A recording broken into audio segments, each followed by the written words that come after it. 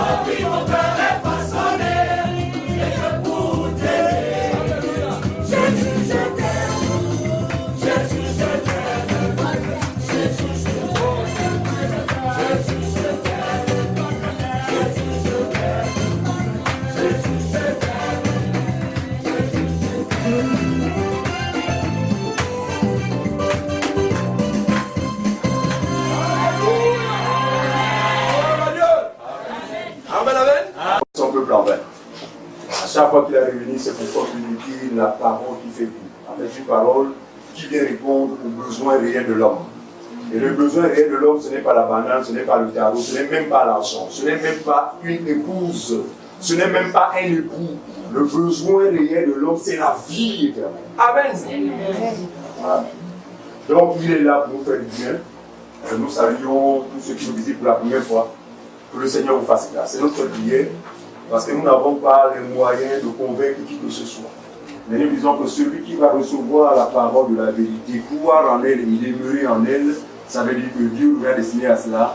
Et nous ne pouvons que nous réjouir. Maintenant, quelqu'un qui n'est pas destiné à la vie éternelle pourrait entendre ces choses et puis repartir.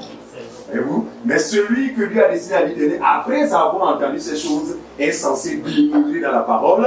Parce que c'est celui qui demeure dans la parole de Dieu qui est vraiment son disciple. Il a dit ça, non? Amen. Il dit aux Juifs qui est avec lui en lui. Si vous demeurez, là il y a une condition. Si vous demeurez dans ma parole, alors vous êtes vraiment mais d'ici. Alors, prenons un témoignage des prophètes. On va prendre Jean chapitre 1, avant que je donne le thème. Maman Lucie, s'il te plaît, tu peux mettre les directeurs pour mettre assez de lumière sur l'image. Non, l'autre. Voilà, je mets les deux. L'autre. Voilà, ça va, merci. Très bien. Ouais, Jean chapitre 1. Jean chapitre 1, s'il vous plaît. Jean chapitre 1, on va lire le verset 45. Jean chapitre 1, le verset 45.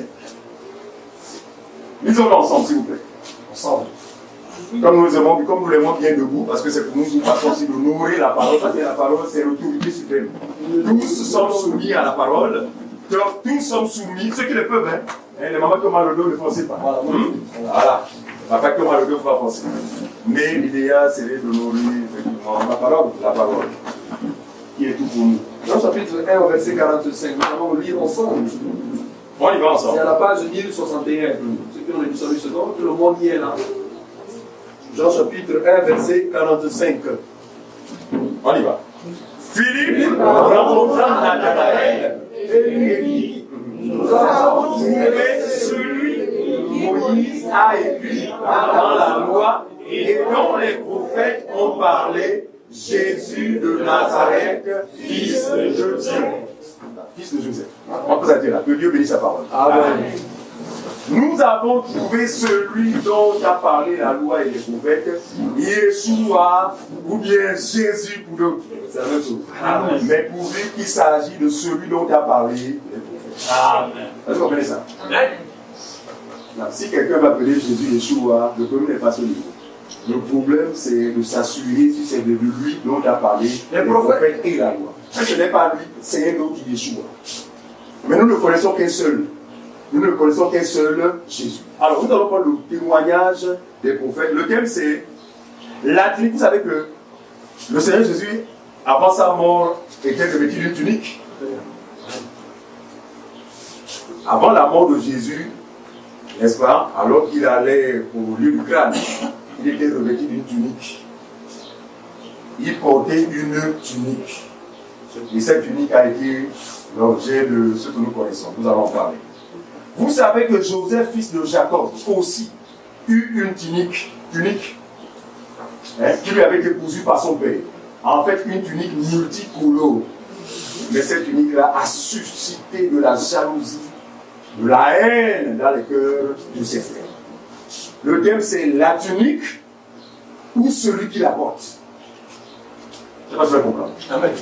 Est-ce que c'est la tunique qui est quelque chose ou celui qui la porte? Voilà. Parce que si les frères de Joseph savaient que c'est celui qui la porte qui est la bénédiction, il ne se serait pas acharné à Joseph, à la tunique. Il ne devait pas chercher à récupérer la tunique. Voilà. Nous allons comprendre que rien de nouveau sous le soleil. Aujourd'hui encore, beaucoup de personnes disent non, Jésus, c'est pas mon problème, moi c'est la tunique, c'est pas la tunique. On va le voir tout à l'heure. Très bien. Alors allons-y. Genèse chapitre 37. C'est le témoignage ici des prophètes. Parce qu'on a dit tout à l'heure que c'est Jésus dont a parlé la loi et les prophètes. Et rassurez-vous, tout ce qui peut être considéré comme histoire sous la première alliance, en réalité, ne retrace que la vie de Jésus. Donc si quelqu'un dans les Écritures et en y entrant trouve Capo Philippe, vous êtes victime d'une séduction très grave. C'est pas ce qu'on comprend. Dans les Écritures, on ne trouve que le Fils. Que ce soit dans la première alliance, dans la nouvelle alliance, on ne trouve pas un homme comme vous et moi. Parce que l'ensemble des Écritures parle de lui. Il dit, dans le rouleau du livre, il est question de moi. Donc si quelqu'un vous apporte de l'eau d'un homme, commencez par le fouiller. C'est pas ça qu'on comprend. Si quelqu'un ne trouve lieu de l'onyx, il est là. Venez vos gens beaucoup. Fuyez! Mais dans la Bible, quand on regarde, on voit le Fils partout. On voit Jésus partout. Regardez, Jésus a choqué ses contemporains lorsqu'il est venu avant qu'Abraham soit, je fus. Il dit, c'est pourquoi vous êtes bloqué des mots. Tu n'as même pas 40 ans. En fait, ces gens ne savaient pas que Jésus est, sera. Jésus a été, était et sera. il est le même hier, aujourd'hui et éternellement. Est-ce qu'on connaît ça? Donc, le Père disait à ses frères les Juifs que malheur pour qui ce serait une occasion de chute. Pourquoi? Parce que tout le monde avait un regard humain, un homme de lui qui est né à tel endroit. Nous connaissons son père, nous connaissons sa mère. Je l'avais même lavé la dernière fois qu'il avait. Très bien. Et Dieu a voulu agir ainsi pour confondre la pensée humaine. Pourquoi? Parce que la pensée humaine, n'est-ce pas, la distance qui sépare la pensée humaine à celle de Dieu est comparée à la distance qui sépare le ciel et la terre. C'est ce que le prophète Isaïe a dit. Ainsi sont vos pensées vis-à-vis le ciel de Dieu. Isaïe, tu as cœur, il dit quoi? Voilà. Rapidement, quelqu'un dise rapidement, juste pour nous aider à comprendre ce qu'ils sont en train de dire. Oui. Isaïe 55, tout à l'heure. Isaïe chapitre 55, 8 à 9. Oui, ensuite. Car mes pensées ne sont pas vos pensées. Ah, mes pensées ne sont pas vos pensées. Ensuite. Et vos voix ne sont pas mes voix. Ensuite. Dit l'Éternel. Oui. Autant les cieux sont élevés au-dessus de la terre. Très bien. Autant mes voix sont élevées au-dessus de vos voix. Très bien. Et mes pensées au-dessus de vos pensées. Voilà. C'est pourquoi lorsque nous étions sans Christ, bien aimés, nous étions conditionnés par la pensée humaine. Tu vas se comprendre. En fait, on concevait Dieu selon notre propre pensée.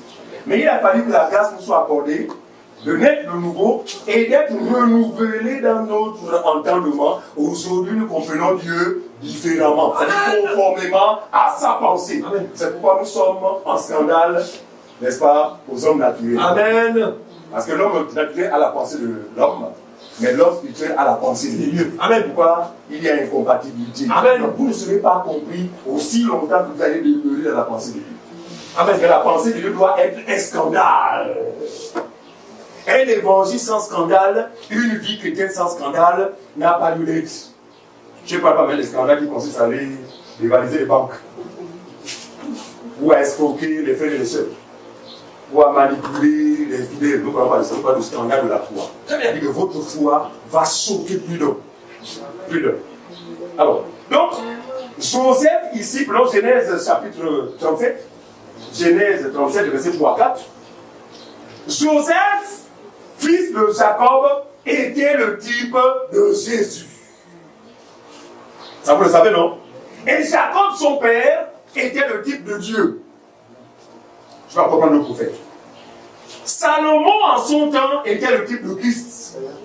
Mais dans un domaine bien précis. Lequel? Le domaine de la sagesse. Amen. Vous comprenez ça? C'est-à-dire que chaque prophète a typifié Christ dans un domaine bien précis. C'est-à-dire que dans le rouleau du livre, il est question de moi. Alors, venons rapidement voir le cas de Joseph. Genèse 37. Genèse chapitre Verset 3 au verset 4. Genèse chapitre 37. Très bien. 3e verset, 4e verset. Le thème c'est la tunique. On a dit ça, non? La tunique ou celui qui la porte. Très bien. Genèse chapitre 37, verset 3 à 4, c'est à la page 46 pour ceux qui ont l'édition 8 secondes. La Bible dit ceci. Israël aimait Joseph plus que tous ses autres fils. Ah! Suivez! Regardez. Dieu, vous savez que Dieu a aimé un peuple au détriment des autres peuples. Premièrement, c'est quel peuple? Le peuple d'Israël. Donc, en temps normal, Dieu avait beaucoup d'enfants au milieu d'Israël. Mais regardez, il n'a jamais fait cette déclaration vis-à-vis d'eux. En fait, ce n'est qu'à l'endroit de Jésus à qui il dira, celui-ci est mon fils bien-aimé, en qui j'ai mis toute mon affection.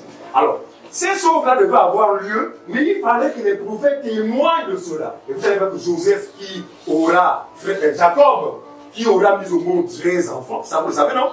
Oui. Ah, tout le monde n'a pas l'information. Oui. C'est très simple. En général, on passe du 12.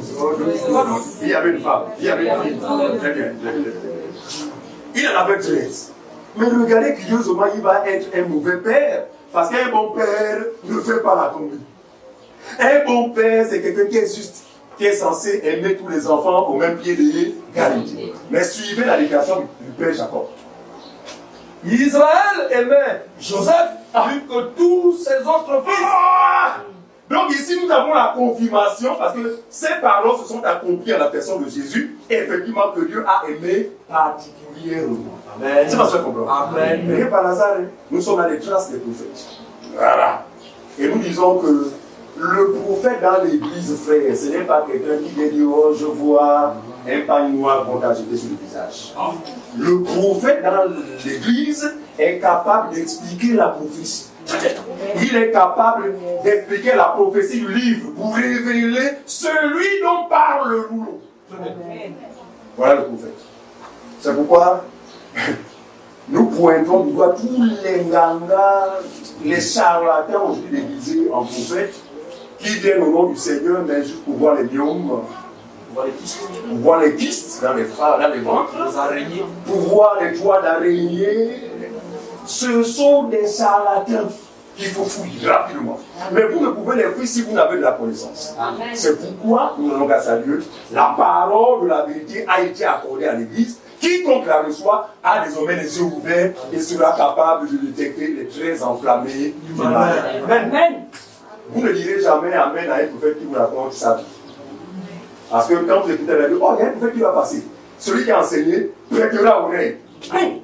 Pour savoir si c'est vraiment un prophète. Si c'est un prophète, il dira les paroles de Dieu. Mais si c'est un faux prophète, il dira non, dans ta famille, je vois peut-être deux.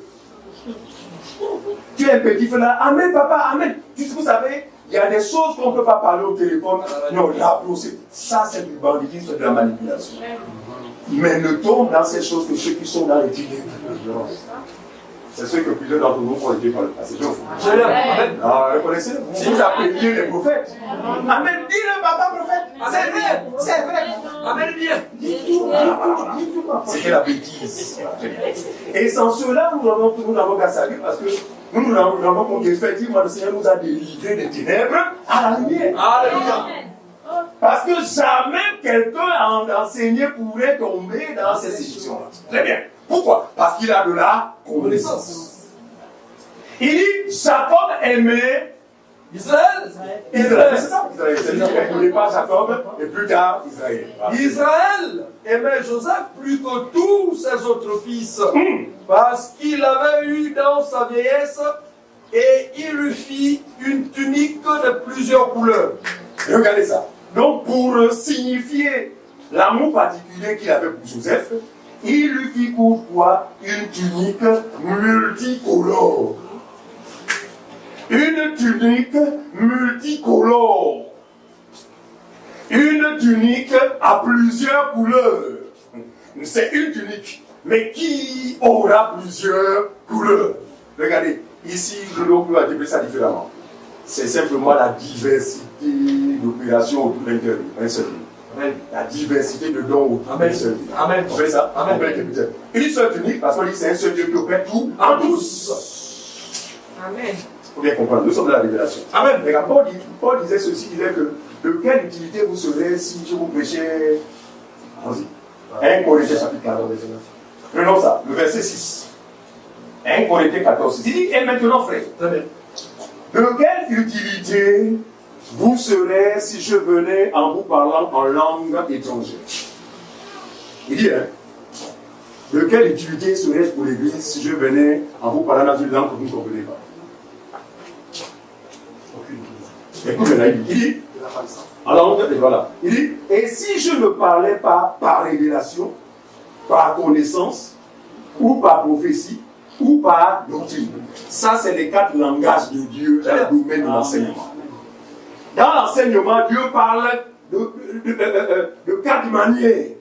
Par prophétie, par doctrine, par connaissance et par révélation. Mais là, je vais enseigner ce matin par prophétie. Amen. Parce que ce qui est arrivé dans la vie de Joseph n'a pas été le fil des hasards, parce qu'il fallait que le cas de Jésus, l'histoire de Jésus, soit retracée par les prophètes. Sans cela que la Bible dit l'Église est bâtie sur le fondement des apôtres et des prophètes.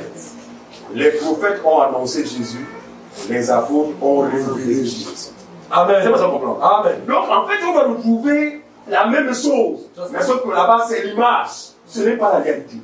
La réalité, c'est Christ lui-même. Donc le véritable Joseph, c'est Jésus. Vous vous souvenez lorsque Jésus parlait de Salomon à ses contemporains? Il dit que mais la sagesse de Salomon a été une sagesse très frappante. Pourquoi? Parce que des gens quittaient leur pays pour un plaisir, juste pour prendre plaisir à écouter Salomon. La reine de Séba quittait son pays, tout un voyage, pour venir écouter la sagesse de Salomon. Et Jésus dira à ses contemporains, il y a ici plus de Salomon. Ça va se comprendre. Je confirme que tous les prophètes dans leur ensemble ont parlé de Christ. Aujourd'hui, il y a des gens qui disent non, après le sel, le prophète Élisée avait assaini les eaux avec du sel. Ça, c'est un ministre de l'erreur. Pourquoi? Parce qu'il n'a pas le sens des Écritures. Amen. Même s'il a pris du sel là-bas, mais ce sel-là était image. Mais quelle est la réalité du sel aujourd'hui? Oh, mon bien-aimé, il a dit un peu plus bientôt, mon frère, c'est Christopher, qui me disait que, mon frère, on sort de loin. Vous savez, il était. L'autre côté, il était dans la morgue, là, en face. Besoin de confiner.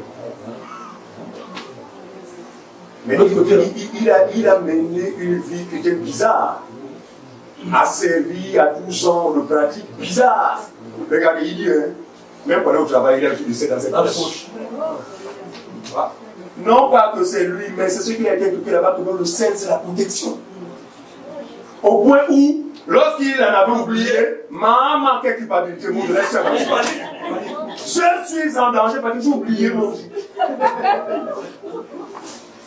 Attends, vous pensez qu'un ministre envoyé par Dieu peut enseigner aux arts de Dieu de quels enseignements? Pourquoi? Parce qu'ils sont des ministres selon la lettre, qui n'ont pas le sens de l'écriture. Le sel, Jésus même a commencé par révéler le sel. Il dit, vous êtes le sel. En fait, ma semence en vous fait de vous du sel. Vous devenez la lumière. Le sel, ce n'est pas le sel. Regardez, si quelqu'un est faux prophète, si vous avez du sel, je sais que s'il y a de nouvelles personnes, inévitablement, je sais que vous avez des supports que les faux prophètes vous ont conseillés. Mais si parmi ces supports il y a du sel, apportez-nous ce sel-là, nous allons faire de la cuisine avec. C'est pas ça. Si vous avez des huiles, dites donc l'huile d'olive avant le cholestérol. Alors nous qui n'avons pas de moyens, nous on est la l'huile de palme. Donc si vous en avez apporté, on va frire le poisson avec. Ça va nous aider pour notre santé. Amen. Je sais pas ce qu'on comprend. Ce qui est de la chair est chair. Ce qui est de l'esprit. Et ce qui est de l'esprit est esprit. Il faut toujours faire la différence. Il dit la chair ne sert à rien. Jésus a dit. Mais mes paroles sont esprit et vie. C'est pourquoi Paul dit qu'il nous a rendus capables d'être ministres d'une nouvelle alliance. Non de la lettre, mais de l'esprit qui vivifie. Donc, ce que nous vous enseignons, ce sont les choses de l'esprit. C'est pourquoi vous vivrez. Croyez en ces choses. Très bien. Alors, il dit, Joseph, Jacob aimant, vas-y, s'il te plaît. Oui. Israël aimait Jacob plus que tout. Israël aimait Joseph plus que tous ses autres fils. Juste comme verset 4. Parce qu'il avait eu dans sa vieillesse et il lui fit une tunique de plusieurs couleurs. On a vu ça. Verset 4. Oui. Ses frères virent que leur père l'aimait plus que tous. Et ils le prirent en haine. Est-ce que vous comprenez ça? C'est la même chose qui s'est produite parmi le peuple d'Israël. L'attitude que les frères de Jésus, vous savez que Jésus était un juif, non? Sur le plan charnel. Oui. C'est l'attitude là dont a témoigné Joseph que devraient avoir les juifs vis-à-vis de Jésus. Ils eurent une jalousie, une haine. À cause de quoi? À cause de sa tunique. La tunique, c'est quoi? C'était la nature du Dieu vivant, parce que la Bible dit en lui habitait corporellement toute la plénitude de la divinité. Est-ce que vous comprenez? Il eut de la haine vis-à-vis de Jésus. À cause de sa tunique. À cause du choix particulier que le Père fit à son endroit. Tu as fini? Ses frères virent que leur père l'aimait plus que tous. Très bien. Et ils le prirent en haine. Ils le prirent en haine. Regardez, lorsque cette voix se fit retentir, n'est-ce pas, alors que Jean-Baptiste baptisait Jésus, les Juifs ont entendu ça. C'est là où la haine a commencé. Mais comment? Nous nous tardons depuis longtemps. Nous jeûnons, nous prions. Nous faisons des sacrifices. Mais comment tu celui-là qui ne fait même pas ça? Tu dis quand même qu'il est son fils, mon fils bien-aimé, en qui j'ai mis toute mon affection. Est-ce que vous voyez ça? Donc la jalousie a commencé à habiter les frères de Jésus, une jalousie qui les conduira plus tard à pouvoir le tuer, comme le fit les frères de Joseph. C'est la même chose en fait. Donc regardez, même si on va consulter Samson, on sera capable de vous montrer la démarche de Christ à travers Samson. À travers les 7 pièces qu'il avait là. En fait, rien n'a été fait écrit par hasard. Il fallait que le Christ soit témoigné par la loi, les prophètes et les psaumes. Il faut bien comprendre ça. C'est pourquoi il est avantageux d'avoir des ministres établis par Dieu. Quand vous avez des gens qui sont allés étudier Dieu, ne vous attendez pas à quelque chose de meilleur si ce n'est de vous maintenir dans l'erreur. À qui seront incapables, parce que Dieu rend capable les ministres de l'Esprit.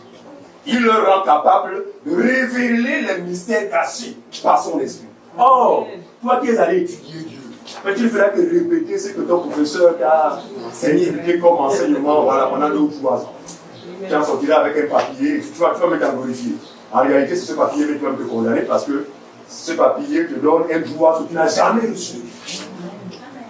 C'est pas ce qu'on comprend. Regardez, ceux qui se convertissent derrière mon Seigneur, même si ce n'est pas de diplôme, doctorat en théologie, quand les yeux s'ouvrent, le monsieur sans que le livre, vous allez brûler. Pourquoi? Parce que ces choses sur lesquelles il comptait deviendront, non seulement pas diront, mais deviendront à ses yeux comme de la boue. À cause de quoi? L'excellence de la connaissance. Mon Dieu, l'apôtre Paul a été maîtrisable dans le domaine de la loi. Je pense à son histoire. Il dit même aux Juifs, écoutez, si vous voulez vous réjouir de beaucoup faire ce sujet-là, pourquoi pas me dépasser? Parce que ce côté-là, moi, c'est plus la petitesse. Et vous avez vu mon zèle dans la bêtise. Mais quand je me convertis au Seigneur, ces choses qui étaient pour moi un gain, j'ai fini par les regarder comme de la boue. Pour une seule raison. À cause de l'excellence de la connaissance. La connaissance affranchie. Regardez. Beaucoup de personnes aujourd'hui cherchent des délivrances avec des produits, le sel, les huiles, et tout j'y compte même parce que j'ai vu ça. Le faux prophète vous connaît une pastonnage qui selon lui, j'ai vu ça. Papa, non, tu ne peux pas crier, c'est pour ton bien. Ah! Vous subissez ces choses-là pourquoi? Parce que vous êtes ignorants. En réalité, la délivrance ne viendra jamais de ces pratiques-là. Non, mais Jésus a été clair, il dit quoi? Il vous suffit seulement de connaître la vérité. Quelle simplicité! Mais l'être humain refuse la simplicité pour se compliquer la vie. Éveillé entière, non, il faut que, parce qu'il faut que je combatte, veiller entière. Alors que la simplicité est là. Non, si vous croyez en moi, si vous recevez la vérité de l'évangile, eh bien, vous êtes un homme affranchi libre. Regardez, je ne sais pas si. Non, je sais que plusieurs expériences, vous le mettez maintenant pour les bébés. Amen. Très bien. Ça, c'est mon expérience. Parce que les nuits, à un moment de ma vie, quand les minuit arrivaient, c'était la période de tourment. Ah, encore mon Dieu. Et donc, pour ne pas vivre ce que j'ai vécu, il fallait veiller à ne pas fermer les yeux. Parce que quand je prenais les sommets, c'était nos affaires. Des oppressions terribles, des visions terribles, toujours dans le. Et donc, je vous assure, c'était non, éveiller, surveiller, parce que si je dors, ils vont m'attraper. Mais je vous assure, rien que par la connaissance de la vérité, parce que aussi longtemps qu'un enfant demeure un enfant, il n'est pas différent d'un esclave. Parce qu'il ne connaît pas, il ne réalise pas ce qu'il est. Oh, par l'enseignement, dans cette croissance-là, vous saurez qui vous êtes et désormais la paix sera votre partage. Et Satan a en horreur ce que la connaissance. Parce que, allez à la connaissance, non, pardon, je suis une victime ignorante. Satan ne s'attaque pas à ce que la connaissance, mais il s'attaque aux ignorants. Est-ce que vous comprenez ça?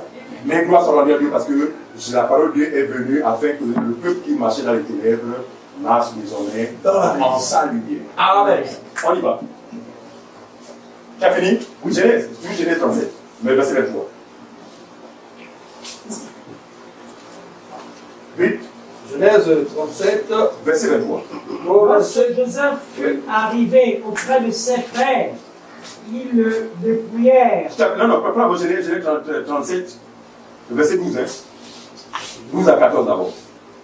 Donc, premièrement, on note que le père a eu un amour particulier pour Joseph, au détriment des autres enfants. Ce qui n'est pas normal dans la pensée humaine. Vous comprenez ça? Mais la pensée de Dieu, c'est tout à fait normal. Voilà. C'est pourquoi il faut faire la différence entre la pensée humaine et celle de Dieu. Voilà. Ensuite. Au verset 12, les frères de Joseph étant allés à Sichem pour faire paître le troupeau de leur père, Israël dit à Joseph, tes frères font-ils paître le troupeau à Sichem? Viens, je veux t'envoyer vers eux. Suivez. Il répondit, me voici. Israël lui dit, va, je te prie, et vois si tes frères sont en bonne santé, et si le troupeau est en bon état, et tu m'en rapporteras des nouvelles. Jusqu'au verset 14. Vous voyez bien que... Il l'envoya ainsi de la vallée d'Hébron, et Joseph alla à Sichem. Très bien. Donc, le père va envoyer son fils, en qui il met toute son affection, pour aller au secours de ses frères, parce qu'il s'en inquiétait. Ça faisait peut-être comme le jour où c'était parti, le père était sans nouvelles.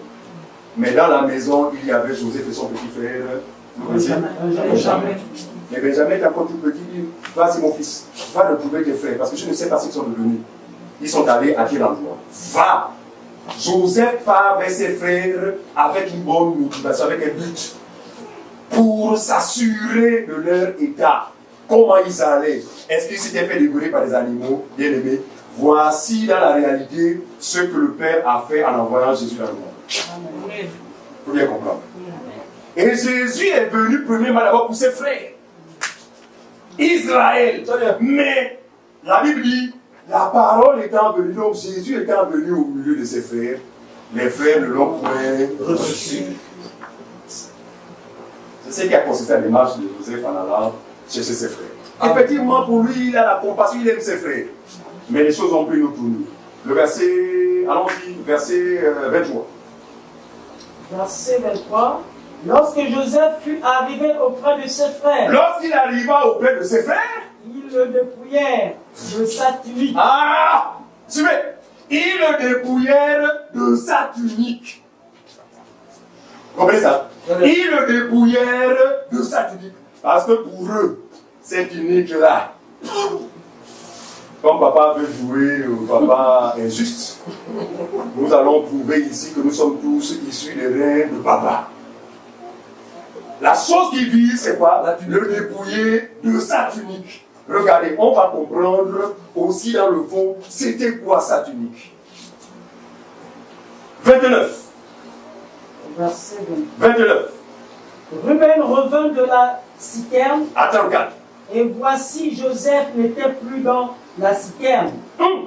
Il déchira ses vêtements, retourna vers ses frères et dit, l'enfant n'y est plus, et moi, où irai-je? Ils prirent alors la tunique de Joseph, et l'ayant tué un bouc, ils plongèrent la tunique dans le sang. Très bien. Ils envoyèrent à leur père la tunique que nous avons trouvée. Très bien. Reconnais si c'est la tunique de ton fils ou non. Joseph, Jacob le reconnut et pleura. Et dit, c'est la tunique de mon fils. Une bête féroce l'a dévoré. Joseph a été mis en pièces. Très bien. Donc vous savez bien ce qu'avaient manigancé les frères de Joseph, non?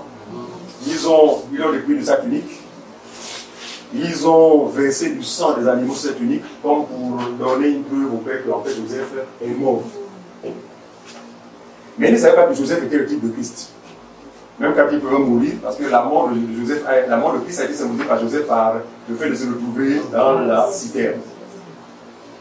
Il faut bien comprendre ça. Les prophètes, frères, n'ont pas parlé de captivité. C'est qu'on dit souvent aux gens. Les prophètes n'ont pas parlé de Branham. ils n'ont pas parlé de nous autres, mais ils ont parlé de celui par qui le salut pouvait être possible.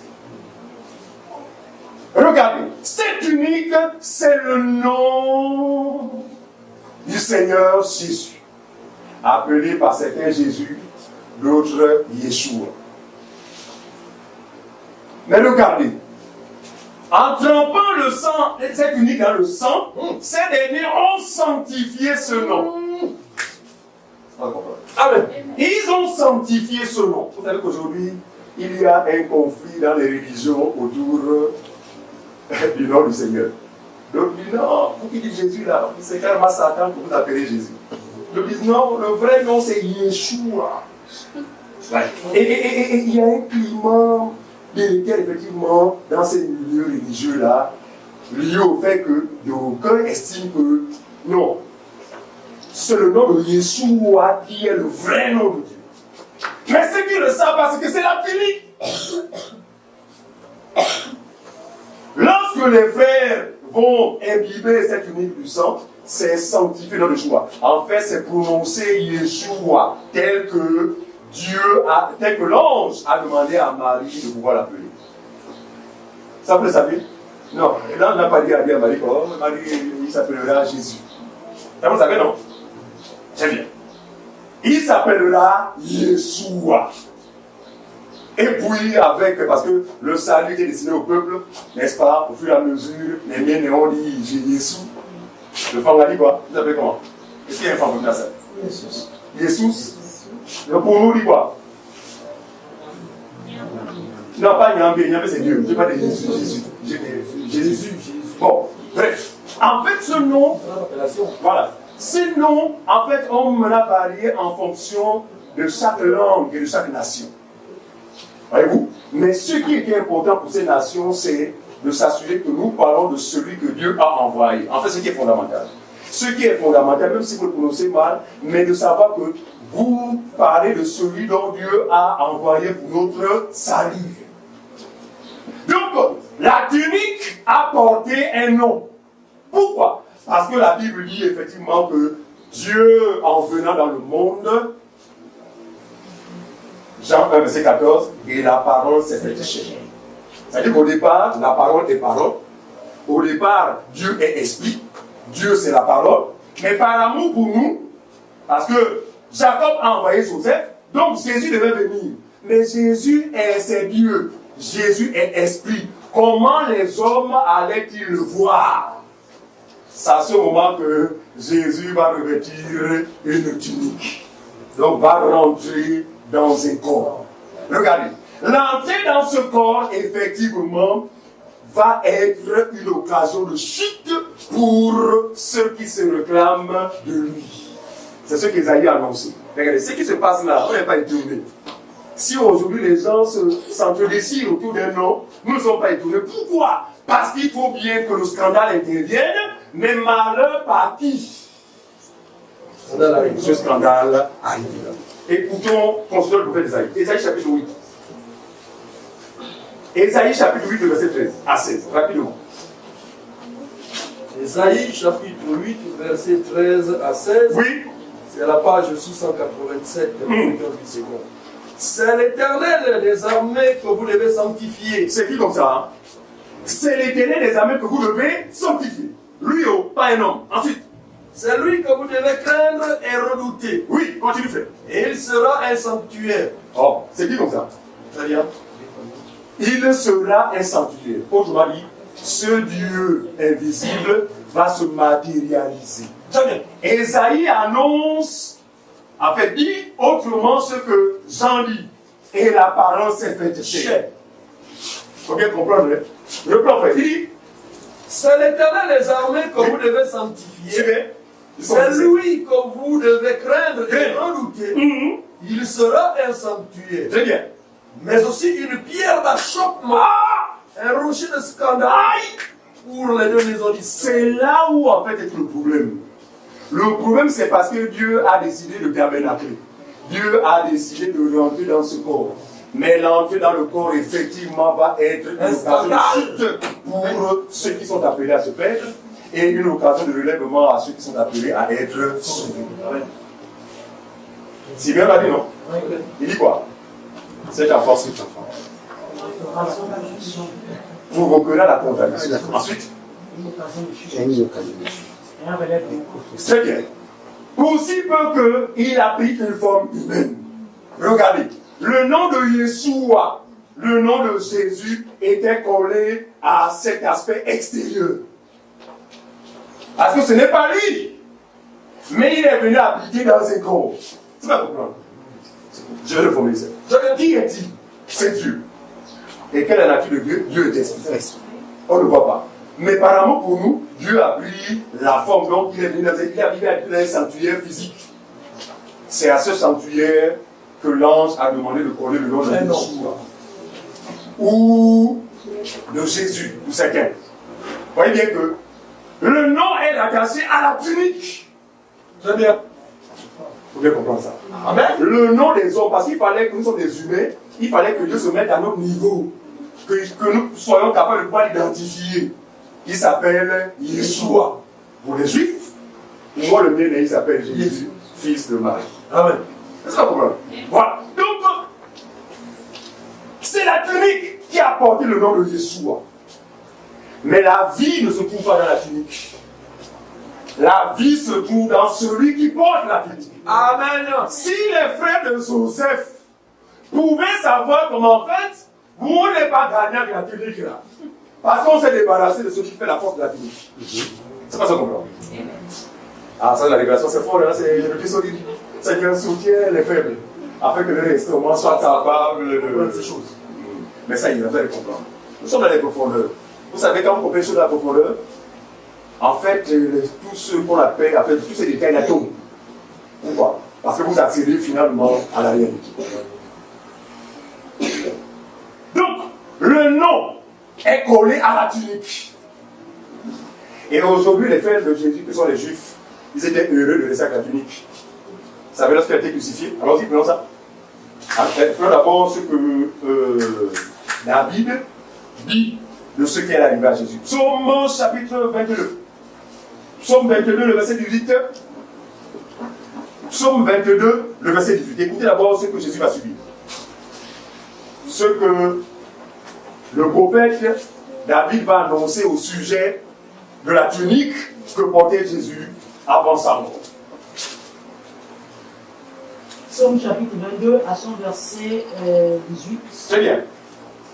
Je pourrais compter tous mes os, eux, ils observent et ils me regardent. C'est ça. Au verset 19. Psaume 22. Oui, c'est ça. C'est ça. Au verset 19. Okay. Ils se partagent mes vêtements. Très bien. Ils tirent au sort ma Reprends. Je pourrais compter mes os. Vas-y. Je pourrais compter tous mes os. Oui. Eux, ils observent. Ils observent et ils me regardent. Ils se partagent mes vêtements et ils tirent au sort ma tunique. Ah! Regarde, Jésus n'est pas encore né. Quand David dit ces choses, mais on a compris que David, les prophètes ont parlé de Jésus. Il dit, je compterai tous mes os. Ça ne fait pas comme ça. Parce qu'il savait que l'heure de la crucifixion, alors que la loi de Moïse prévoit que les os des condamnés soient brisés. Vous pouvez comprendre ça? La loi prévoit ça. Un brigand, ses os doivent être brisés lorsqu'il est pendu au bois. Mais David, qui était un prophète, parce que Pierre va expliquer comment en fait. David dit, je vois le Seigneur, machin. Et il dit, mais David n'a jamais parlé de lui pour peur. David est mort. Nous connaissons là où se trouve son tombeau. Donc David n'a jamais parlé de lui. David a parlé de un de ses descendants, c'est-à-dire Jésus. Il dit, je compterai mes os. Ce jour-là, le soldat romain, alors que 3 personnes condamnées sont en face de lui, munis, je ne sais, d'une marque ou d'une macette, peu importe, commença, n'est-ce pas, à briser les articulations de celui qui était le premier, conformément à la loi. Moi, il n'a pas compris ce qui s'est passé ce jour-là. Il saute. En temps normal, après ce monsieur, c'est monsieur Jésus.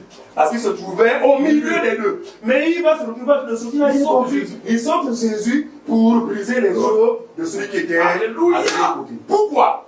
Parce qu'il fallait que la prophétie soit exacte. Amen. Jésus a été le seul qui, pour la première fois, mourut avec ses os complets. Alléluia. Mais là, il y a une révélation, parce que les os, c'est carrément le symbole de ce qui est éternel. Alléluia. Vous vous souvenez, Joseph mourut dans le pays d'Égypte. Mais ce dernier laissa des consignes, parce qu'ils étaient des prophètes. Il savait que le peuple d'Israël allait se retrouver en captivité en Égypte. Et il dira, lorsque le Seigneur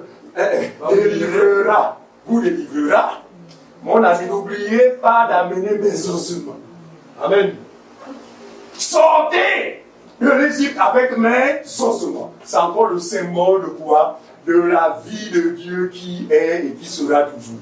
Amen. Il dit, ils m'ont dépouillé de mes vêtements. Regardez. Et ils ont pris quoi? Ma tunique. C'est ce que David annonce, non? Mais qu'est-ce qui a pris la tunique ce jour-là? Ce sont les Juifs. Encore les Juifs en complicité avec les Romains. Et vous savez que les Romains, effectivement, se sont appropriés du christianisme selon leur entendement. Se contentant de quoi? De la tunique. Se contentant de la tunique. Mais ils n'ont pas celui qui. Ils n'ont pas celui qui porte la tunique. Ils ont dit non, nous c'est la tunique. Mais ils ne savent pas que la tunique, sans celui qui doit la porter, est une tunique morte. Amen. Amen. C'est pourquoi le thème c'est la tunique ou celui qui la porte. Amen. Mais l'Église a compris que non, la tunique, prenez ça, c'est pas le problème. Nous, c'est celui qui la porte. Amen. Ça, vous comprenez ça? Voilà. Parce que la vie ne vient pas de la tunique, la vie vient de celui qui la porte. Amen. Et d'ailleurs, les mêmes frères qui ont vendu le frère Joseph ont fini par être confondus parce que, alors qu'ils étaient frappés de famine, la nourriture leur vient encore de celui qu'ils ont condamné. Il en sera ainsi pour Israël qui aujourd'hui est dans un aveuglement rejette le Christ, mais la vie viendra forcément de celui qu'ils ont crucifié. Amen. Vous comprenez ça? Non, rien n'est fait par hasard. On y va. On s'en fout. Maintenant, l'accomplissement. Matthieu 27, verset 35. Matthieu 27, verset 35. On y va. Matthieu 27, verset 35. Excusez-moi, une vraie personne, hein. Matthieu chapitre 27. C'est qu'en général, on est habitué à. Cette année que tu m'as dit. Ah, mais ici, il n'y a pas ça. On n'a pas ça. Ah, ça ne vous aidera en rien à la vie éternelle. Nous ne parlons pas de ces choses, que Dieu prend soin de nous. D'accord? Amen. Voilà. Nous, on sait que Dieu prend soin de nous, on n'est pas là pour parler de ces choses-là. Nous parlons des choses qui nous concernent. Matthieu chapitre 27, oui, 35. C'est à la page 980. Voilà ce qui a été dit par le prophète va s'accomplir dans la personne du Seigneur Jésus-Christ. On y va. Matthieu chapitre 27, verset 35. Oui. Page 988. C'est bon. Après l'avoir crucifié, ils se partagèrent ses vêtements. Mon Dieu, conformément à ce qui avait été annoncé par David, le prophète. Après l'avoir tué, ils se partagèrent ses vêtements. En fait, eux, c'est l'aspect extérieur qui les intéressait. C'est pourquoi même ils l'ont condamné, parce que pour eux, c'est un homme comme tout homme.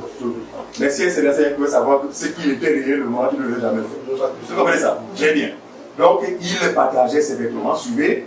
Après l'avoir crucifié, ils partagèrent ses vêtements en tirant au sort, afin que s'accomplisse ce qui avait été annoncé par le prophète. C'est écrit. Ils se sont partagés mes vêtements et ils ont tiré au sort ma tunique. Ah! Donc, ici, il répète ce qui avait été dit par le prophète. En effet, les Romains n'ont pas la parole de Dieu.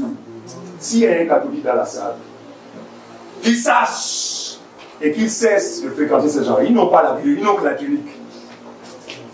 Et quand je parle de tunique, c'est quoi? C'est le nom de Yeshua ou le nom de Jésus.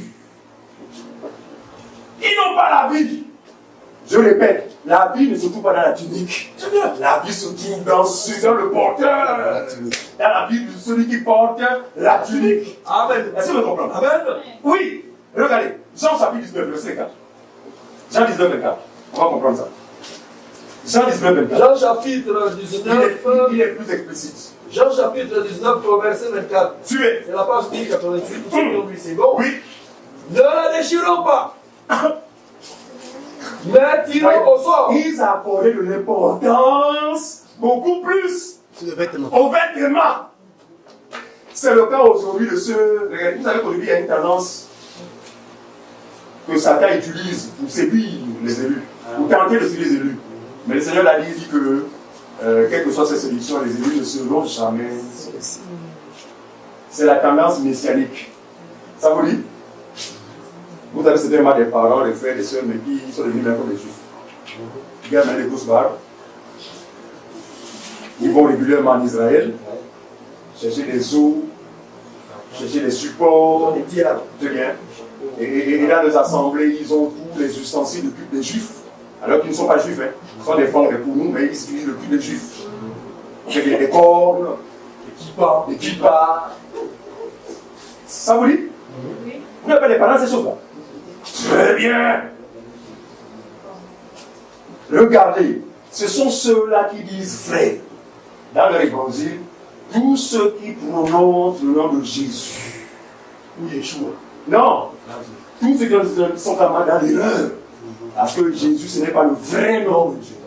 Le vrai nom de Dieu, c'est Yeshua. Regardez-moi bien. Suivez. N'est-il pas Dieu? Amen. N'est-il pas Dieu? Oui. Si oui. A-t-il besoin d'un nom humain? Non. Dieu est esprit. Il faut que ceux qui l'adorent en esprit et en vérité. Bon, regardez, Dieu pour combler le besoin charnel de l'homme, de son peuple, il leur a donné le diagramme. Il leur a révélé le diagramme. Il leur a le nom de Dieu. Le diagramme. En fait, un nom sans voyelle, c'est ça? À l'intellectuel, c'est ça, non? Oui. Un nom sans voyelle, le diagramme. Et puis plus tard, c'est devenu maintenant Yahvé. Tout ce qu'on peut entendre là. Voilà. Mais dans le fond, Dieu n'a pas un nom. S'il ne serait pas Dieu. Regarde, Dieu n'a pas un nom humain. Mais Dieu a un nom. C'est ce nom qu'on a découvert ce matin. Amen. Non, il n'a pas un nom humain. Regardez, dans nos villages, avant que nous recevions l'évangile, chacun de nous avait la notion de Dieu suprême, mais faux. Oui, bon, mais chacun l'appelait ça avec une tante Zambé, l'autre là-bas. Voilà, hein. Bref. En fait, chaque être humain, Dieu a témoigné de son existence à travers les peuples, peu importe leur conception ironique, pour certifier qu'en effet, il y a un Dieu au-dessus de tout. Bon, le diagramme est donné aux Juifs. Mais comment maintenant nous les venons, on va appeler Dieu? Vous les titans armés, vous les... La diversité d'appellation. Voilà, la diversité d'appellation. Non, ça c'est des choses en rapport avec le vêtement. Mais ce que nous voulons connaître, c'est le nom véritable de Dieu. Nous répétons que son Dieu, ce nom-là, n'est pas un nom humain. On ne peut pas l'écrire avec la pensée humaine. Parce que même quand vous le saurez, vous aurez une autre compréhension de ce nom-là. Ça va se comprendre. Tu n'as pas fini, verset 19. 24, tu n'as pas fini. On était dans... Il partageait les gens. À partir du verset 19, 24, c'est ça? 24, ok, je vais bien. 19, 24. Oui. Non, 24, c'est 24. Ne la déchirons pas, mais tirons au sort à qui elle sera. Cela arriva afin que s'accomplisse cette parole de l'Écriture. Ils se sont partagés les vêtements et ils ont tiré au sort ma tunique. Voilà ce que firent les soldats. Voilà. Donc Rome, si vous m'appelez les catholiques, Rome n'est pas en possession de la vie de Dieu. Rome est en possession de la tunique de Dieu. C'est-à-dire que le nom qui a été collé aux vêtements. Mais ils n'ont pas celui qui fait la force. C'est-à-dire que celui que Dieu a envoyé pour communiquer la vie. Amen.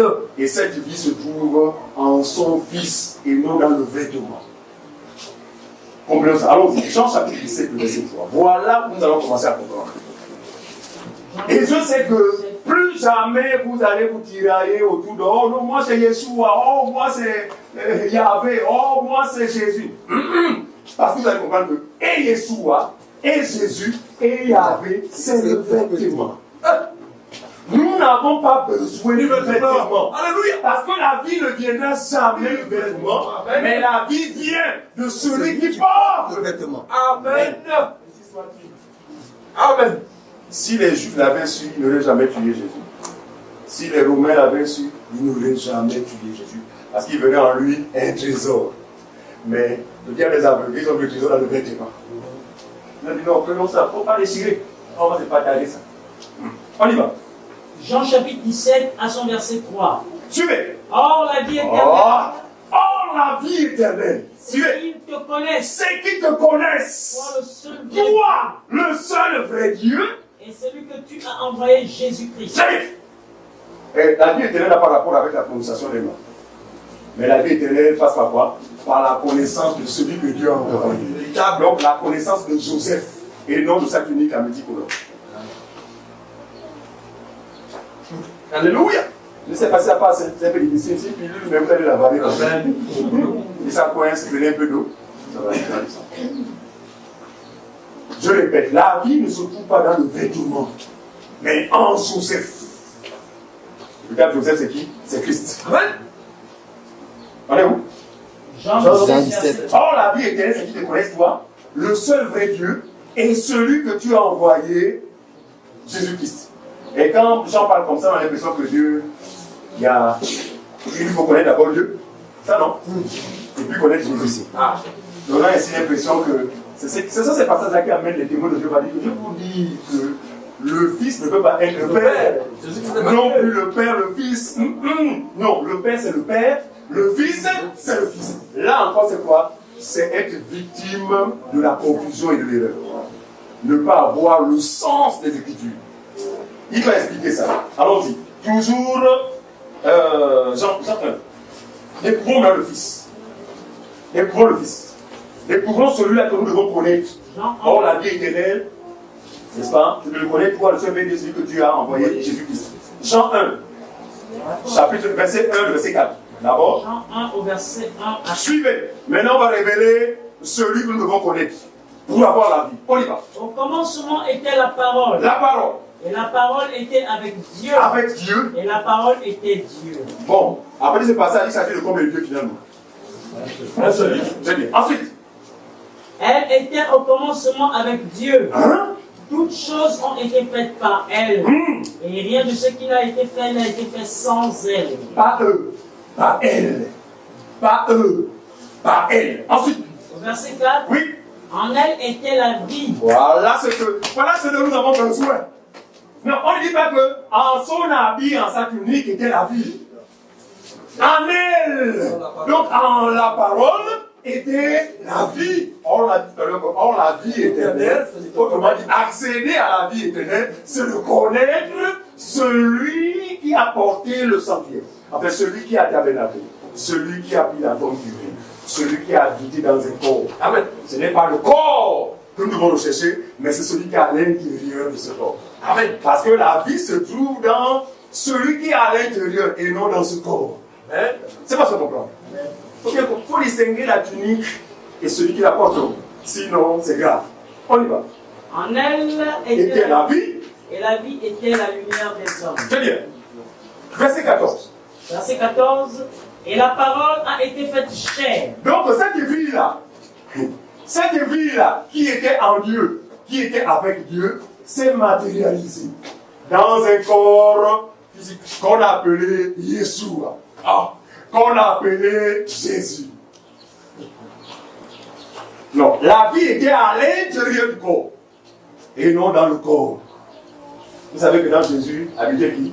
C'est ce qu'on appelle le Christ. Et vous savez que le Christ ne meurt pas. Mais le corps de Jésus est mort. Vous comprenez que faisons attention.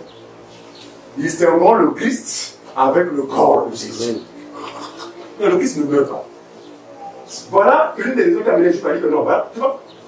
Quand on dit que l'homme là, c'est n'importe quoi. Il se fait passer pour le Christ, mais regardez, il est mort. Il n'avait pas compris que non, en fait, ce n'est pas Christ qui est mort. Regardez, Christ a appliqué Jésus alors qu'il disait Père, pourquoi m'abandonnes-tu? Donc c'était la sortie du Christ, parce que le Christ ne doit pas connaître la corruption. Amen. Mais c'est le corps qui devait commencer. Et puis le même Christ devait venir ressusciter le corps. Regardez ce qu'il donne. Parce que ces choses-là, frère, si nous dormons, nous sommes accomplis. Amen. Vous savez que notre verset, c'est ce qu'il fait. Empêcher les gens d'accéder à la vérité. Parce que ceux qui veulent la vérité est forcément victime, est forcément sous l'emprise. On y va. Il dit Et la parole a été faite chair. Et elle a habité parmi nous, parmi les hommes, plein de grâce et de vérité. Plein de grâce et de vérité. Donc, la vie se trouvait à l'intérieur du corps qu'on appelait Yeshua, qu'on appelait Jésus. Donc, le vrai Joseph habitait ce corps-là, qu'on appelait Yeshua ou Jésus. Maintenant, la question c'est, la vie se trouvait à quel niveau? Est-ce dans ce corps ou bien à l'intérieur de ce corps? À l'intérieur de ce corps. 1 Jean, chapitre 5, verset 20. Découvrons cela rapidement. 1 Jean 5, 20. Alors, ne fatiguez pas. 1 Jean, chapitre 5, l'assemblée où il y a, on ne lit pas la Bible. Au verset 20. Amen, a dit, et papa pêche. Ce n'est pas au théâtre. 1 Jean, chapitre 5, au verset 20. Très bien. C'est la page 1247. Oui. Pour ceux qui ont lu, c'est bon. 1 Jean, chapitre 5, au verset 20, page 1247, la Bible nous dit ceci. Nous savons aussi que le Fils de Dieu est venu et qu'il nous a donné l'intelligence pour connaître le véritable. Oh, regardez. Les Juifs ont vu Jésus. Les Juifs savaient qu'il s'appelait Yeshua. Mais ils ne le connaissaient pas. C'est fort, hein? Ici, c'est pour dire que on peut connaître le nom. On peut être même rigoureux pour dire non, moi je dirais plus jamais Jésus, moi maintenant que Yeshua, mais tout en étant incapable de le connaître. Très bien. Vous comprenez ça? Mais nous savons que le Fils de Dieu est venu et qu'il nous a donné la capacité, l'intelligence de connaître quoi? Le véritable. Ah, parce qu'on a dit tout à l'heure que la vie éternelle, c'est de le connaître. Vous pouvez comprendre. Mais il dit maintenant que or, nous savons qu'il est venu qu'il est déjà pour connaître le véritable. Ensuite, et nous sommes dans le véritable. En son Fils Jésus-Christ. C'est lui qui est le Dieu véritable et la vie éternelle. Bien aimé, les gens vous appellent de connaître qui est véritablement Jésus-Christ. Vous avez la vie éternelle. Amen. Jean chapitre 17, verset 3. Or, la vie éternelle, c'est de le connaître, lui, le seul vrai Dieu. Quand un témoin Jéhovah commence à séparer Jésus et Dieu, en fait, il ne le connaît pas. Mais il vous dit cela même, il dit non, c'était Yeshua. Oh, c'était Jéhovah. C'est-à-dire que la tunique à multicolore, bien aimé, c'est aussi la diversité des appellations autour du cette tunique. C'est pas ça qu'on comprend. La tunique est unique, c'est Yeshua, c'est Jésus, le Fils unique. Mais selon les peuples, selon les compréhensions, chacun va l'appeler à sa manière. Mais en réalité, il s'agit d'une seule tunique. Donc, quelles que soient vos appellations, bien que vous soyez en possession de la tunique, vous êtes dans la mort.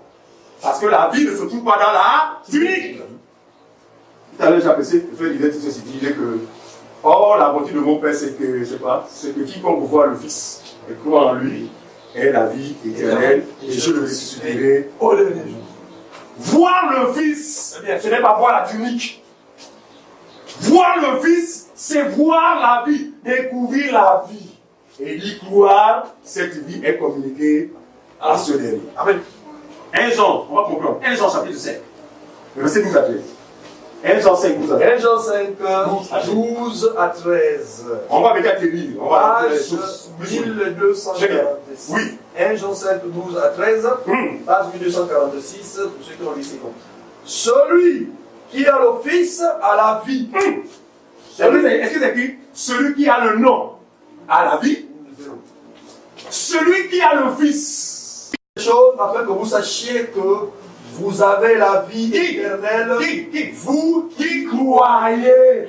Ah, la vie éternelle est accordée à ceux-là qui croient. Parce que, avant de croire, vous savez que Jésus était d'abord voir le Fils. Personne ne peut croire sans voir le Fils. Et personne ne peut voir le Fils si le Père le révèle. C'est pas ce qu'on comprend. Voir le Fils, suivez-moi bien, c'est être au contact de l'évangile de la vérité. Parce que l'évangile révèle le Fils. En fait, les prédicateurs que nous sommes, notre message, c'est vous montrer le Fils. Parce qu'une fois que vous voyez le Fils, la foi peut être suscitée pour recevoir la vie. C'est pas ce qu'on comprend. Mais un évangile tronqué, mon ami, quel Fils vous avez présenté? C'est pourquoi, après l'évangile révèle les hommes, et puis les gens croient aux hommes. Ça non. Il faut qu'il y ait une différence entre ceux de Dieu et ceux du monde là. Les religions là, c'est le monde. Eux, leur évangile révèle les hommes. Or, l'évangile de la vérité, parce que Paul dit quoi? Il dit que je ne cherche pas autre chose. En fait, je n'ai pas une autre pensée que Jésus. Pourquoi? Parce qu'il savait que si, par son évangile, le Fils était révélé, oh là là, ceux qui le verraient obtiendraient rapidement la vie éternelle. Et c'est ça le but de l'évangile. L'évangile ne vient pas pour te rendre excellent dans ton boulot ou te rendre forcément, te donner des positions sociales élevées. Le but primordial et vital de l'évangile, c'est donner la vie aux morts. Et qui sont ces morts? Nous sommes des ex-morts. Nous étions des ex. Nous l'étions par le passé. Quiconque n'a pas le Fils était mort. Il y a des présidents qui sont des morts. Les cadres d'entreprise qui sont des morts. Mais quand ils viennent là, vous, la mission, ils sont.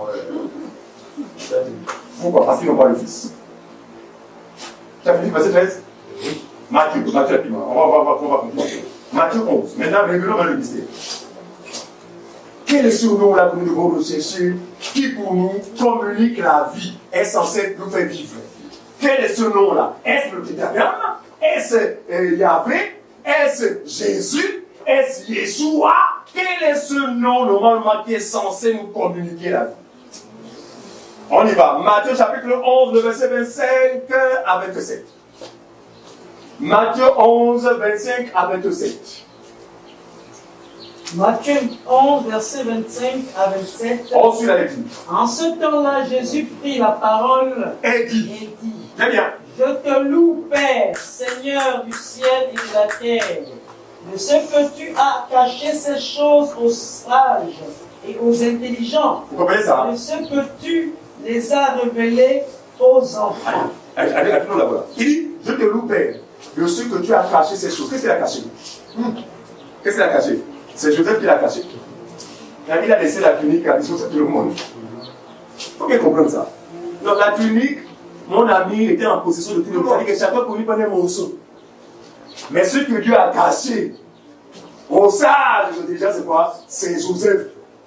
C'est-à-dire que celui qui a la vie. Pourquoi? Parce que cette vie, n'est-ce pas, n'est pas destinée à tout le monde. Regardez, beaucoup de personnes, faute de compréhension des choses de l'esprit, on dit non, frère. La vie éternelle est destinée à tout le monde. Le problème, c'est que là, maintenant, ça dépend de toi. Si tu ne crois pas, là, ce n'est pas la faute de Dieu. Mais regardez, Jean 3,16, c'est le passage, non? Dieu a tellement aimé le monde qu'il a donné son Fils unique, afin que quiconque croit en lui ne périsse point, mais qu'il ait la vie éternelle. Il a tant aimé le monde. Suivez, Dieu n'est pas contradictoire. S'il aimait le monde, il n'aurait jamais dit à ses disciples, vous êtes dans le monde, mais vous n'êtes pas du monde. Le Seigneur ne s'est jamais réclamé comme étant du monde. Au contraire, même ceux qui avaient cru en lui, il était à part. Bien que vivant dans le monde, mais ces derniers n'étaient pas du monde. De quel monde parle-t-il dans son chapitre 16? Son monde. Car Dieu a tellement aimé son monde, donc ses brebis, ses enfants, c'est pour eux que le Fils est envoyé. Parce que même quand il dit, afin que quiconque croit en lui, qui peut croire si cela ne lui a été donné un ciel? C'est la question que vous posez à ces gens-là. Qui vous faut accepter Jésus? On répète après moi, Seigneur Jésus, ferme les yeux. Je te reçois dans ma vie. À partir d'aujourd'hui, sois le maître. Au nom de Jésus, Amen. Oh, il est venu enfant de Dieu. Donc, vous êtes devenu un membre d'une secte dangereuse. Amen. Ah oui. Je pèse mes mots. Pourquoi? Parce que personne ne peut venir au Fils, autrement dit, personne ne peut croire au Fils si le Père l'a dit. Amen. Sinon, on ne parlerait pas de grâce. Le salut serait un mérite. On dit que c'est une grâce, ça dit qu'on a bien fait, mais la grâce nous a été accordée. Et pour ça, nous disons merci au Seigneur Jésus. Alléluia. Amen. Non, on n'a rien fait. Quelqu'un estime qu'il a fait quelque chose pour être sauvé? On fait Michel. Ah, fais-le-moi. Non, en effet, nous sommes sauvés par une miséricorde. Parce qu'il suffit seulement à chacun de nous de s'examiner. Oh là là. Bon, examinons-nous, on a 2 secondes, chacun pour ça, examinons-nous. Allez, rentrez à vous. Conclusion. Mon frère, qu'est-ce qu'il dit de toi-même? Ah! Moi j'ai dit que c'est un faux. Moi je comprends ma faute. Mais la grâce de Dieu et la foi qui m'a permis de manifester en lui, je vous assure, m'a rendu juste depuis le jour de ma rédemption. Je deviens maintenant un homme parfait. Ça me choque. Mais c'est là le scandale de la croix. C'est justement à ce niveau-là où les gens butent. Et Jésus a dit que j'ai placé devant Sion une pierre d'achoppement. Celui qui va s'y heurter tombera. Et elle finira même par rouler sur la personne. Non, grâce à Dieu, cette pierre-là a été pour nous une pierre sur laquelle on pouvait s'appuyer. Alléluia. Il dit celui qui va s'appuyer sur cette pierre ne sera point confus. Amen. Ceux qui s'y appuient sont ceux qui manifestent cette foi ferme en la personne de Jésus-Christ, qui ne doutent pas, qui ne voient pas leur sanctification par rapport à eux-mêmes, qui ne voient pas leur progression par rapport aux moyens qu'ils mettront en place. Ce sont ceux-là qui, n'est-ce pas, s'appuient sur Jésus. Oh, ceux-là qui ont été heurtés par la pierre, ou qui se sont fait écraser par la pierre, ce sont ces personnes-là, mon frère, qui demandent à Christophe d'amener du sel. Ils se sont heurtés contre la pierre. Voyez-vous? Mais regarde, Israël, quelle a été son erreur? Quelqu'un pour le passage? Romains 9, non? Romains 9, quelqu'un pour le passage? Il dit, attends, Romains 11. Je vais vous appeler ma passage. C'est ce que Israël a commis exactement ce que commettent les gens en lui. Voilà.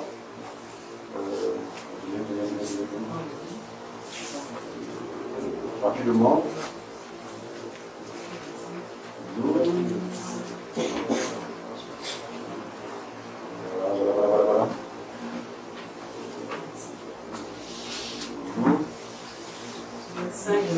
25. C'est ça, 25, hein? Romains 11, 25. 25 quoi? 11, bien Romains 9, bien Romains 10. Romains 11, 25. Ça dit quoi? Alors je ne veux pas faire que vous ignorez ce mystère, afin que vous ne...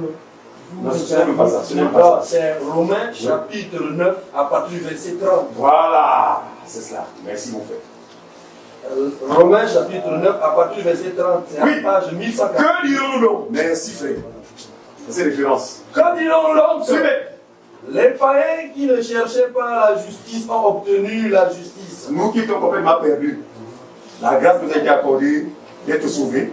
Tandis la justice qui vient de la foi. Oui. Tandis qu'Israël, tandis qu'Israël, qui cherchait une loi de justice, qui cherchait la justification à travers la loi de Moïse, n'est pas parvenu à cette loi. N'est pas parvenu à cette loi.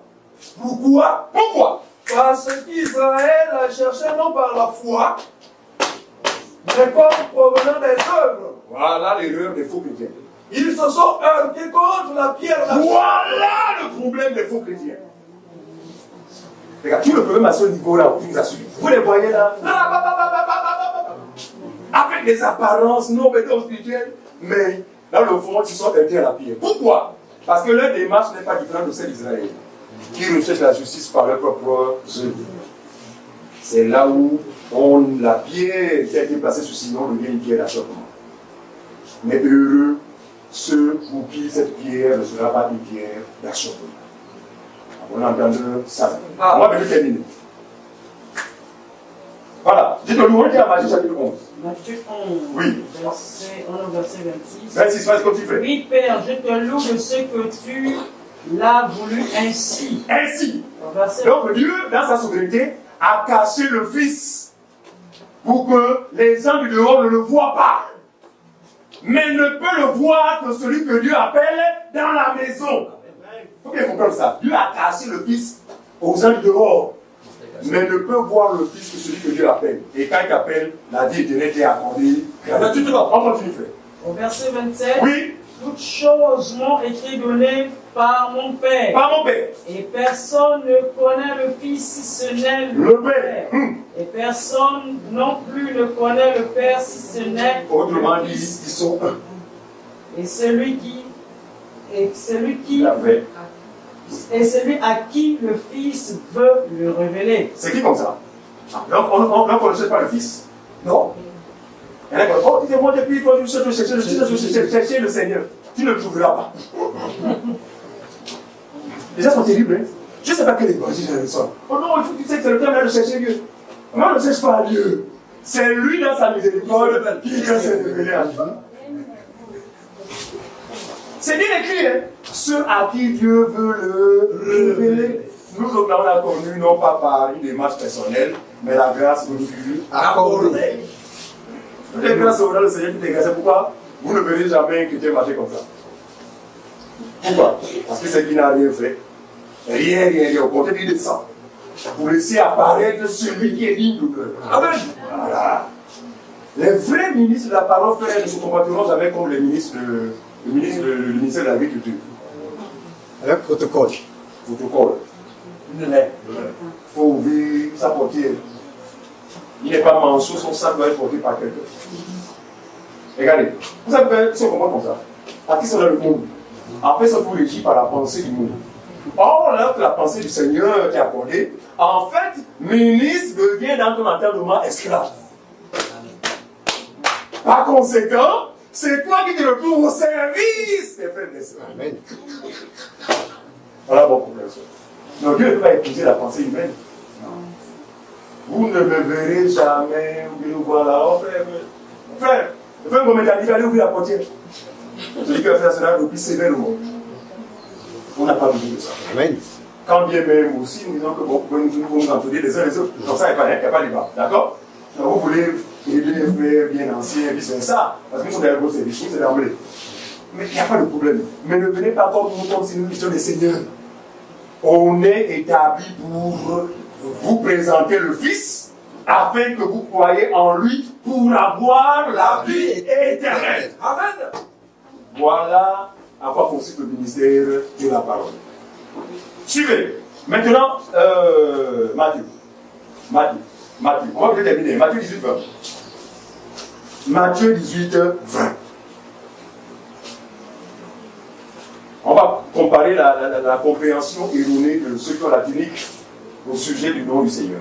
Matthieu chapitre 18, verset 20. Suivez. Car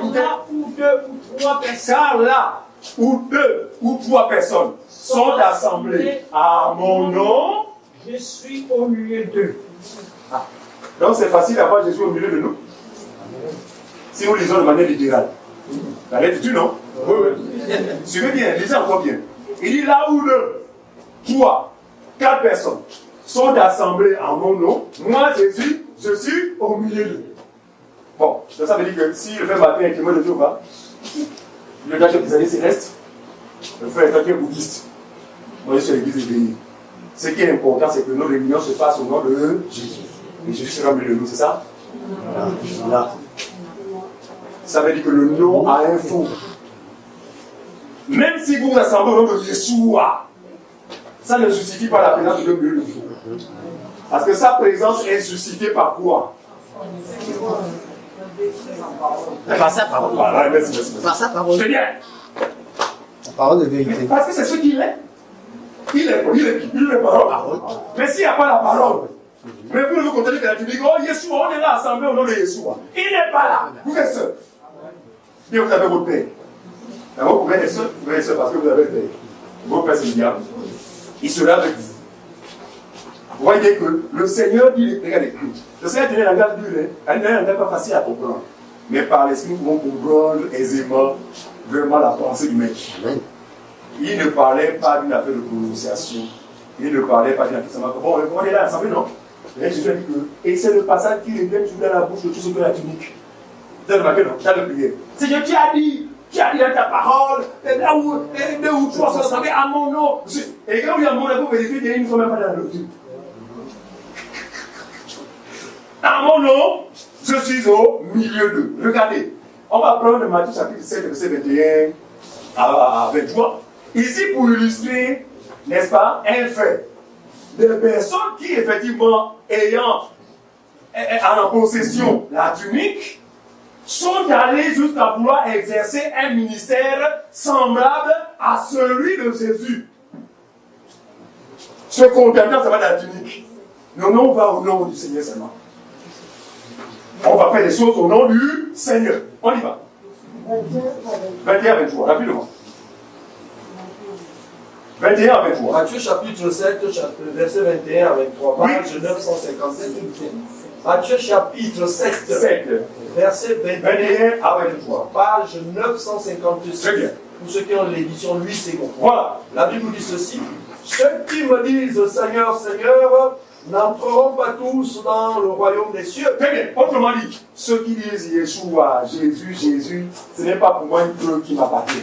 Ensuite. Mais celui-là seul qui fait la volonté de mon Père qui est dans les cieux. Très bien. Or, on a vu ceci que la volonté du Père qui est dans les cieux, c'est quoi? C'est de connaître et celui qui l'a envoyé. Voilà.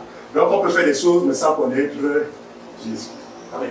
Donc, on va faire le nom de Yeshua, au nom de Jésus, mais sans le connaître. C'est qui est dangereux. Ensuite, verset 22. Plusieurs me diront ce jour-là. Oui. Seigneur, Seigneur, Seigneur, n'avons-nous pas prophétisé par ton nom? Regardez. Qui sont ceux-là qui avaient fait ces choses? N'est-ce pas les Juifs? Les Juifs appelaient Jésus comme Yoshua. Ces gens-là sont parlés au nom de Jésus. Tous ces miracles-là, c'est au nom de Yeshua. Mais le Seigneur n'était jamais avec eux. Pourquoi? Parce que ce n'est pas la tunique, mais c'est celui qui porte la tunique que nous devons avoir. Il faut bien comprendre cela. Vas-y, mon frère. Plusieurs me diront ce jour-là, Seigneur, Seigneur, Seigneur, n'avons-nous pas prophétisé par ton nom? N'avons-nous pas chassé les démons par ton nom? Et n'avons-nous pas fait beaucoup de miracles par ton nom? Oh. Mais en temps normal, si Jésus estime que c'est en son nom qui est important, il allait féliciter les gars là. Très bien. Ah, vraiment, c'est bien, vous avez bien travaillé. Validé. Mais pourquoi il va dire que vous avez connu? Pour ces raisons. Parce qu'ils se sont contentés de la tunique au lieu de celui qui porte la tunique. C'est pas ce que vous comprenez. Non, eux, c'est seulement le nom. L'appellation. Mais ils n'avaient pas la révélation du nom. Ce qui fait la force. C'est ce pourquoi le Seigneur pouvait les féliciter. Nous avons fait ceci en ton nom, nous avons fait cela en ton nom. Et ils croyaient mystifier le Seigneur. Vas-y, la réponse. Verset 23, alors je leur dirai ouvertement, je ne vous ai jamais connu. Oui. Retirez-vous de moi, vous qui commettez l'iniquité. Bon, d'après pour l'iniquité, c'est quoi? C'est quoi qu'on met? On dit que toute iniquité est péché. Mais dans ce contexte, ça c'est quoi l'iniquité? L'iniquité, c'est pour faire expérimenter des choses, de parler en langue, avoir des révélations, avoir des prophéties, des ceci ou cela, mais sans la vraie doctrine. Nous commettons ce qu'on appelle l'iniquité. Par conséquent, le Seigneur nous dira, je ne vous ai jamais connu. Retirez-vous de moi. C'est pas ce qu'on comprend. Aujourd'hui, il y a des gens qui font des choses avec le nom du Seigneur, des exploits. Bon, il y a quand même des témoignages de maman m'a fait. Et quand papa m'a damné la chose, mais le papa l'a utilisé lequel nom? Le nom de Yeshua, le nom de Jésus. Mais il est en commettant l'iniquité parce que sa démarche n'est pas conforme à la doctrine de Christ. Et là, ce que nous disons. Nous disons qu'effectivement, Dieu a donné des dons dans l'Église. Mais ces dons n'auront de valeur ou seront bien utilisés que si et seulement si ceux-ci sont encadrés par le ministère de la parole. Alléluia. Non, mais c'est le gars de fou que le Seigneur a placé, parce que sans ces gars de fou, eh bien, on assiste à ces dérives là, où le prophète dans l'église devait maintenant un charlatan. Parce qu'il n'y a pas de gars de fou. Le gars de fou, c'est la doctrine. La doctrine te donnera les limites de ton don, de l'usage de ton don ou de ton ministère. Or, sans limite, on assiste à tout et à n'importe quoi. C'est la confusion. Dieu n'est pas un Dieu de confusion. C'est pourquoi il a pris des dispositions dans son église afin que les dons soient exercés sous l'autorité de lui-même qui est le vrai ministre ou le vrai ministère de la parole. Alléluia. On va terminer. Matthieu 17, 6. Jean 17, 6. On va aller les deux noms.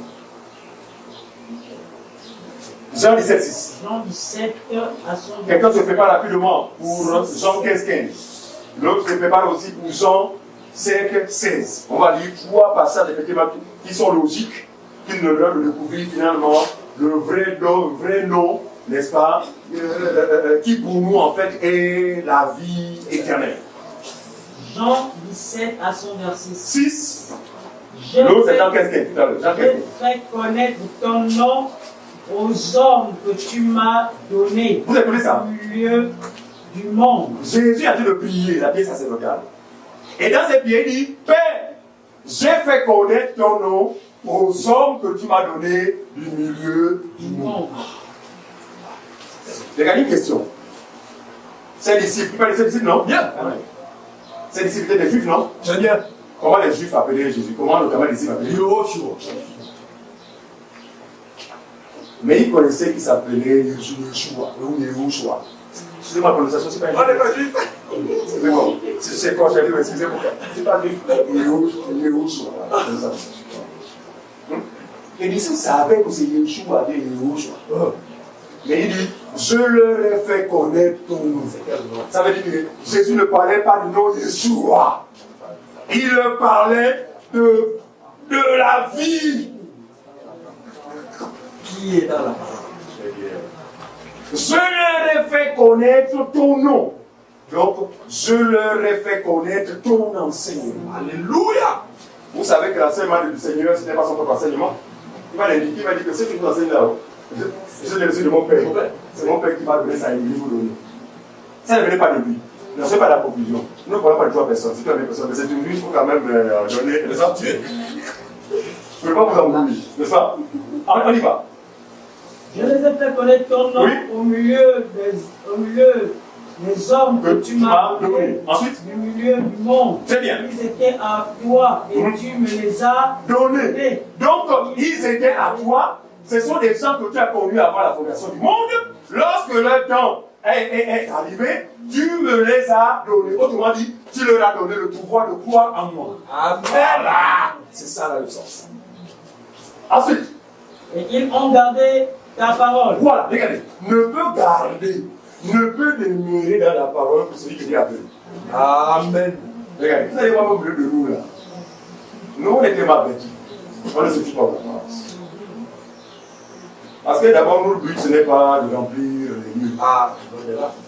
Mais on veut enfin avoir face à nous des personnes que Dieu a appelées au salut. Et celui que Dieu appelle au salut va demeurer dans la parole. Or, vous verrez des gens qui, n'ayant pas été appelés par Dieu, viendront là, écouteront la parole, mais les épines, ou je ne sais pas moi, la terre pierreuse fera obstacle à la semence. Ces personnes ne supporteront pas la vérité. Parce que ce sont des injustes. Les injustes ne supportent pas la famille, ne résistent pas dans la famille des saints. Voilà! Ne peut résister à la dureté de la parole. Parce que les disciples ont dit, ah Seigneur, cette parole est dure. Qui peut l'écouter? Qui peut l'écouter? Non, ne peut l'écouter que celui que Dieu a appelé. Amen. Ce sont des humains, non? Regardez, il me dit que parole de connaissance. La parole que nous écoutons est de la pourriture. C'est comment c'est quelle pourriture. Or, naturellement, personne ne peut s'aventurer à manger ce qui est bon. Mais Dieu, dans sa démarche, a bien voulu que son peuple se nourrisse de ce qui sent, ce qui est pourri. Très bien. Il fait de nous des charognards. Regardez. Quelque chose qui est pourri. Qui peut s'approcher de ce qui est pourri si ce n'est un charognard? Même si le lion a faim, mon ami, il va passer son chemin. C'est pas ce que vous comprenez. Donc, le salut a rapport avec la nature. Très bien. Nous avons une nature faite. C'est pourquoi je dis que là où sera le cadavre, là, ça semblera uniquement les aigles. Parce que les aigles, ce sont des chats. C'est fort, hein? Donc, celui qui n'est pas un charognard, qui est un chat? Tu viens écouter, manger, et tu viens pour un repas qui est servi ou qui est pourri. Ah, tu fais des mythes. Ça passe pas. En fait, excusez-moi, en fait, là, c'est parce qu'après le parti de la maison, mais ce concept, tu ne le diras plus jamais. Et c'est ce à quoi on a cité depuis qu'on a commencé, c'est-à-dire que c'est comme ça. En fait, quand tu vas quelqu'un de ah, Dieu s'en doué. Ça, c'est celui qui a plu. Mais en général, c'est les va et vient. Parfois même le tout, plus jamais. Frère, ah oui, en fait, c'est parce que quand tu vas la j'ai trouvé du travail. Mais non, en fait, c'est pas le travail, c'est parce que le repas qu'il avait dit, c'est de la politique. Ça ne vient pas. Et comme il n'était pas un charognard, eh bien, c'est pas son régime alimentaire. Par conséquent, il il faut faire des détours. Vous cherchez son régime. Et son régime est servi par tous les faux prophètes aujourd'hui à travers le monde entier. C'est eux qui servent la nourriture que les gens apprécient. C'est selon le choix de chacun. Quelqu'un qui est dans le type après le mariage cherche un prophète qui prêche sur le mariage. Quelqu'un qui a la prospérité. La prospérité. La prospérité. Il va chercher un pasteur qui prêche la prospérité. Ah, pasteur! La Bible dit ça. Les gens ne supporteront pas la saine doctrine. Donc, les choses saines. Et on la démanger. Voilà. C'est le nom eux-mêmes. Vous allez eux-mêmes, ils vont s'écarter des docteurs selon leur propre besoin, selon leur entendement. Très bien. Donc, cette catégorie de personnes, la même qu'elles peuvent les visiter, ils ne vont pas supporter, ils vont regagner leur camp. Et nous les souhaitons bon retour. Donc, nous n'avons pas le pouvoir de maintenir quelqu'un dans ce vidéo. Nous avons un rôle, les présenter. Si vous êtes de Dieu, vous allez s'y attacher. Amen. Si vous n'êtes pas de Dieu aussi, vous allez faire des détours. Alléluia. Et le Dieu se passe bien, c'est pas le côté. Mais comme nous savons que la marée ne se passe bien, le peut se passer en bien. On se plie, ça. Très bien. Terminons. On est où? Jean 15. On a fini? Non. Jean 15. Jean 15. Oui. Je ne vous appelle plus serviteur. Très bien. Parce que le serviteur ne sait pas ce que fait. Donc, après lui avoir révélé son nom, il dit à ses disciples, je ne vous appelle plus serviteur. Parce que le serviteur ne sait pas ce que fait son maître. Ensuite, Je vous ai appelé ami. Ami. Parce que je ne sais pas connaître tout ce que j'ai appris de mon Père. Il révèle maintenant que, parce que je vous ai fait connaître, donc le nom qui vous sauve. C'est quoi? C'est plus ce que j'ai appris de mon Père. Jean chapitre 7, verset 16. Jean 7, 16. Oui. Jean 7, 16. On y va. C'est logique. Jean chapitre 7, verset 16. Oui. Jésus leur répondit. 7, 16. Jean 7 au verset 16. Oui. Jésus leur répondit. Oui.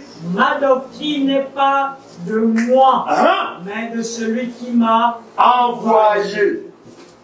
Ma doctrine, celle que je vous ai révélée, n'est pas de moi, mais de celui qui m'a envoyé. Maintenant, terminons avec la révélation brute du nom dont a besoin l'humanité pour échapper à la colère à venir. Apocalypse, chapitre 17, merci. Non, 19. Apocalypse 19, le verset 11. Apocalypse 19 au verset 11 à 13, et je vais fermer le livre pour ne plus aller au-delà des heures. Regarde l'heure. Apocalypse 19 au verset 11. Oui. Puis je vis du ciel, le ciel ouvert, et voici parut un cheval blanc. Un cheval blanc. Celui qui le montait, celui qui était dessus, s'appelait fidèle et véritable. Ah, regardez. Et ici, regardez, Jean voit maintenant le Seigneur Jésus-Christ en dehors de sa tunique. Dans sa tunique, c'était Jésus de Nazareth. Ou Yeshua, ou Mashiach. Voilà. Dans la tunique. Maintenant, Jean, dans sa vision, il voit quoi? Il voit maintenant ce Yeshua en dehors de la tunique. Donc, il a grâce de découvrir finalement qui est ce type-là. Vas-y, continue. Il s'appelait fidèle et véritable. Et véritable. Et il juge et combat avec justice. Avec justice. Ses yeux étaient comme une flamme de feu. Alors que quand on a vu marcher à Nazareth, il avait les yeux comme tout le monde. Donc, il avait les yeux comme les yeux des Blancs, ou bien les yeux des Arabes, ou bien les Pakistanais. Voilà. Maintenant, Jean, il voit maintenant, oh, il y a les yeux maintenant au feu. Ça veut dire que la pierre allait être choquée. Il y a beaucoup là, ils n'ont pas Dieu. Ils se mettent sur la tunique. Ils ne peuvent pas parler, nous on a la tunique. Ils ne peuvent pas dire, nous on a ça. Mais ça va que aller à la tunique sans lui-même, c'est la mort. On y va. Ses yeux étaient comme une flamme de feu. Oui. Et sur sa tête étaient plusieurs diadèmes. Il avait plusieurs couronnes. Il avait un nom écrit. Comme c'est vraiment bon d'être en présence du Seigneur. Alors vous avez quelque chose à lui dire en retour? Moi aussi je veux le bénir. Il mérite vraiment d'être béni. Oui. Nous pouvons le le bénir vraiment de tout notre cœur. Mon Dieu, je te bénis.